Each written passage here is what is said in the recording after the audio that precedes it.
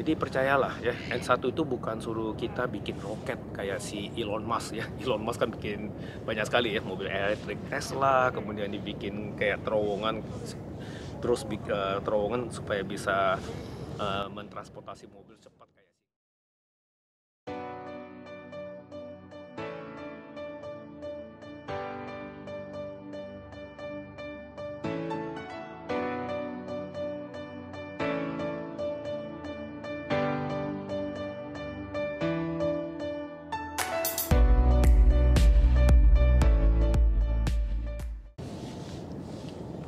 Oh, halo teman-teman Bokengka. Terima kasih main ke channel saya lagi.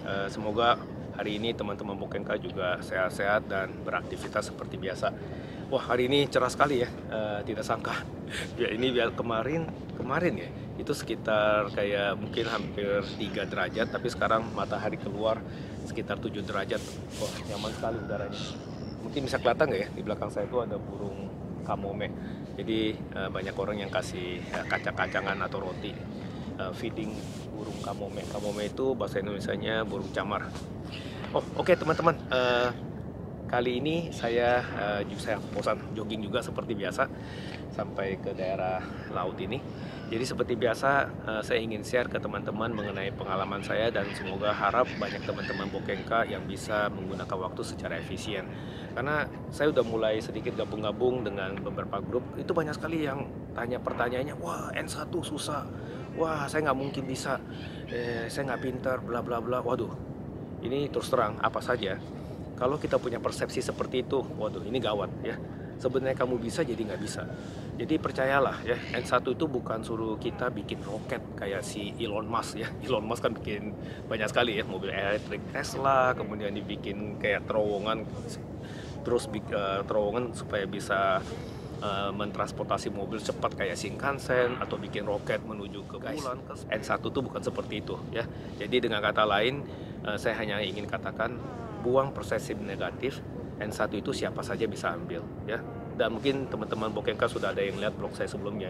Saya ini kalau Anda pengen tahu background ya, itu dari SD pernah berantem dikeluarin pindah sekolah, SMP berantem lagi pindah sekolah, SMA wah sorry ya, SMA saya nggak berantem. Jadi karena saya udah kapok SD, SMP, SMA-nya saya nggak berantem. Jadi saya benar-benar sekolah dari SMA 1 sampai 3 tamat, nggak ada apa-apa. Tapi saya nggak badung ya, tapi tiap hari main biliar. Jadi belajarnya nggak serius. Orang seperti saya aja bisa lulus N1. Masa Anda nggak bisa? Ya, jadi yang penting itu kembali lagi.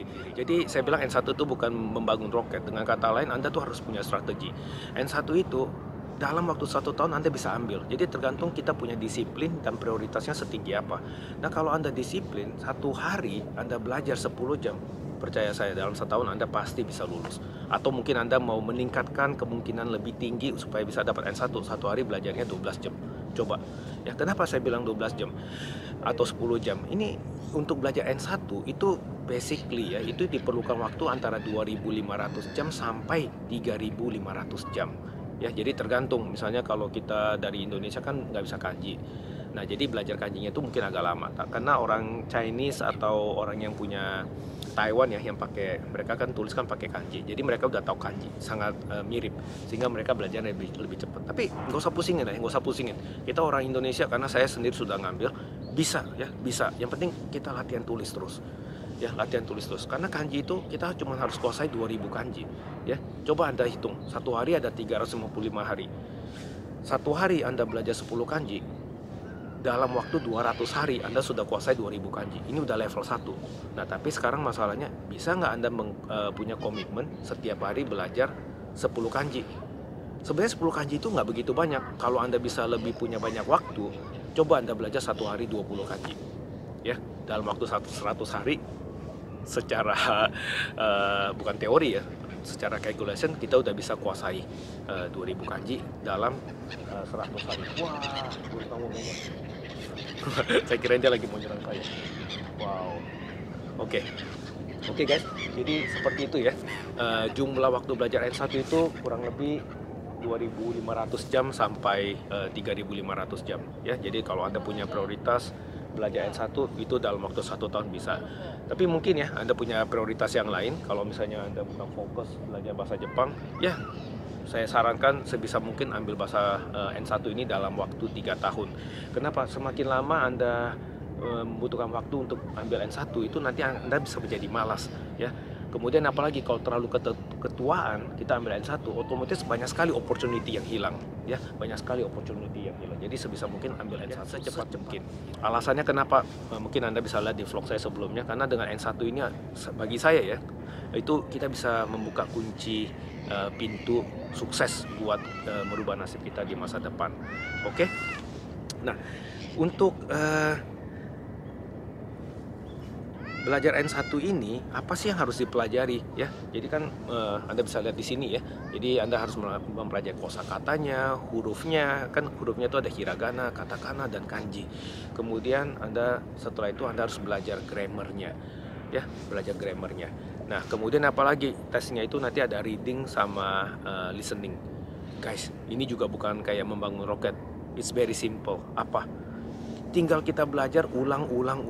Percaya dengan saya, ini brand kita ini benar-benar amazing guys, benar-benar amazing. Karena kalau Anda lihat sekarang AI aja, sekarang semakin teknologinya makin canggih. Itu AI itu semuanya ya, konsepnya dia berusaha untuk membuat cara pikir artificial intelligence itu seperti brand kita. Karena brand kita ini amazing. Kalau Anda bilang Anda tidak pintar lah, Anda bla bla bla lah, ini semuanya excuse, hanya alasan. Coba kanji serumit apapun, Anda tinggal tulis 10 kali, nggak inget. Anda tulis 20 kali, nggak inget. 30 kali, saya yakin Anda pasti bisa ingat. Ya, jadi hanya tergantung kita punya komitmen sebesar apa untuk melakukan sesuatu. Ya, jadi ini tidak sulit sama sekali. Nah, tapi saya ingin sarankan ke teman-teman, jangan belajar, kan saya bilang kalau bisa belajar 1 hari 10 jam atau 12 jam. Jadi jangan terlalu di-force.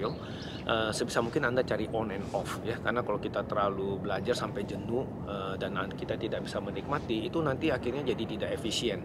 Sebisa mungkin coba ambil selang-selang waktu dari time to time ya. Misalnya dengar lagu Jepang, atau lihat anime Jepang, lihat drama Jepang. Jadi Anda sambil melihat bisa enjoy dan bisa mengerti artinya. Karena kan Anda sudah belajar beberapa kata-kata. Jadi nanti kata-kata itu akan keluar kan. Kalau misalnya Anda nonton drama atau anime atau dengar lagu. Nah, kemudian kalau bisa juga sekalian waktu Anda mendengarkan lagu, Anda baca lirik lagunya dan terjemahkan lirik lagunya. Setelah Anda baca lirik lagunya, terjemahkan ke dalam bahasa Indonesia, dan Anda coba keluarkan suara nyanyi. Ini amazing guys, tanpa Anda sadar, sambil Anda enjoy mendengarkan lagunya, kan Anda ikut bernyanyi berulang-ulang. Itu nanti semua kata-katanya itu Anda akan ingat secara otomatis. Bukan hanya itu, sampai hiragananya, kanjinya, semuanya akan bisa ingat di dalam otak kita. Oke? Karena semakin Anda bisa mengerti kosakata yang ada di lagu itu, nanti Anda pasti akan secara tanpa sadar ya, Anda akan keluar motivasi yang boleh dibilang sampai sekarang Anda tidak rasakan. Anda akan tambah lebih giat lagi belajarnya. Ya, itulah setidaknya cara saya yang menurut saya sangat efisien. Kenapa saya tidak jenuh belajar bahasa Jepang 1 hari sampai 10 atau 12 jam. Itu just simply saya melakukan hal yang seperti tadi saya sampaikan kepada teman-teman. Jadi saya dengar lagunya, saya terjemahkan lirik lagunya, kemudian saya nonton drama Jepang. Sekalian saya lihat, bukan hanya berusaha untuk mengerti, tapi melihat bagaimana ya orang Jepang hidupnya, tata keramanya, atau mungkin ada adegan scene bisnis di kantor, bagaimana cara greeting, segala macam. Itu jadi benar-benar kayak one package guys. Begitu kita nonton drama, kita bisa ngelihat kebudayaan Jepang bagaimana, dan kemudian kita bisa belajar ucapan, conversation, atau hearing. Oke, jadi harus selang-seling, jangan hanya baca teks saja, textbook aja. Dan mengenai textbook ya, Anda bisa lihat di sini textbook yang sangat bagus untuk Anda mau belajar bahasa Jepang secara sistematik dari N5 sampai N1. Percaya guys lah. Mungkin enggak semuanya, saya terus terang kenapa saya bisa bicara seperti ini, karena saya seperti Anda, terutama untuk teman-teman Bokenka yang hidupnya pas-pasan. Saya seperti Anda dulu, seperti Anda ya. Jadi saya merangkak dari, kita tidak perlu iri dengan teman-teman yang lain yang mungkin hidup berkecukupan ya, karena mereka bisa beli ini beli itu dengan gampang. Waktu saya ya, saya juga bukan orang bercukupan, tapi juga bukan orang miskin, hidup pas-pasan lah ya. Terus terang untuk beli ini beli itu nggak ada kemampuan, tapi saya bisa somehow mencari uang tersebut dengan segala cara yang halal ya, yang halal. Jadi kayak misalnya waktu saya mau beli buku itu saya hemat-hemat. Jadi misalnya kalau makan, sekali makan harus keluar 500 yen, saya tuh nggak bayar sama sekali. Ya kenapa? Itu ada caranya sih. Ya sekarang saya bisa kasih tahu juga. Karena saya waktu itu kerja part time di restoran. Jadi pas sebelum pulang saya ambil sisa makanannya, saya tanya chefnya, ya mungkin agak sedikit menjilat juga ya. Jadi teman dulu sama chef. Saya bilang, wah ini ada sisa, bagi sedikit dong. Ya, jadi saya ambil, bawa pulang, dan saya buat lauk untuk besok pagi dan siang. Ya karena kenapa, malamnya kan saya part time lagi, jadi makan gratis lagi.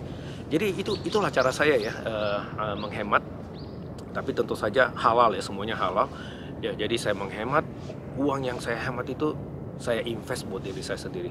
Jadi waktu saya ingat pertama kali saya datang ke Jepang, itu saya nggak pernah pelit untuk beli buku atau beli sesuatu yang bisa invest. Saya hanya ingin share bahwa N1 itu bukan seperti roket, asal kita tahu big picture-nya, Anda bisa lulus. Saya bisa lulus, Anda juga pasti bisa lulus. Oke, teman-teman Bokenka, jadi kalau misalnya ada yang kurang jelas, silakan berikan komentar. Dan ya, Anda punya Anda punya pertanyaan apa yang mungkin saya tidak bisa cover di blog ini, mungkin Anda bisa taruh di komentar juga ya, mungkin bisa saya bahas. Oke, salam Boken, saya mau lari lagi balik ke rumah sebelum mataharinya menghilang, karena kalau mataharinya hilang tuh pasti jadi lebih dingin lagi. Oke, teman-teman Boken, terima kasih. Semoga di vlog berikutnya saya bisa memberikan informasi yang lebih menarik, cerita bagaimana saya bisa survive dengan uang 1 juta yen. Ya, dengan 1 juta yen saya bisa survive di Jepang, bisa sekolah, dan ya survive sampai sekarang 25 tahun lebih kurang lebih ya. Tapi nggak terus saya tinggal di Jepang karena saya ada keluar masuk. Jadi itu adalah modal pertama yang saya dapat, dan saya nggak minta lebih dari orang tua. Oke, salam Boken.